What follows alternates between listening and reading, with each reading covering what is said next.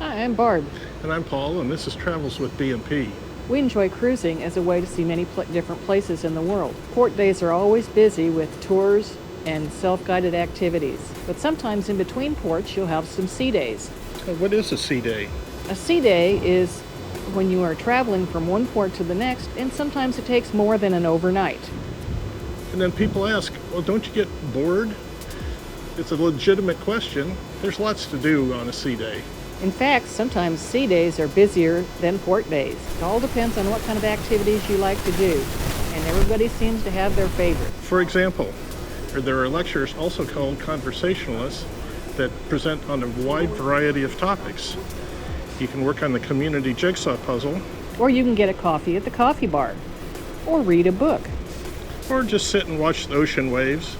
You could attend an art class. You could learn to play bridge or brush up on your bridge skills. Play board games. You can participate in team trivia, which is always a well-attended activity. You can learn to dance. You can attend Team Name That Tune. You can enjoy a cocktail at one of the bars throughout the day. You can visit the casino. You can attend afternoon tea.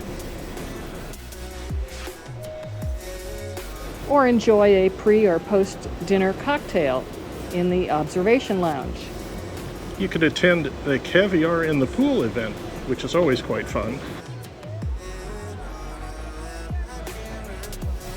Or play shuffleboard, sometimes for prizes.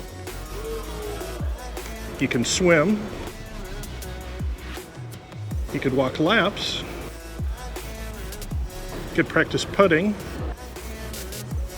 You can pamper yourself in the spa,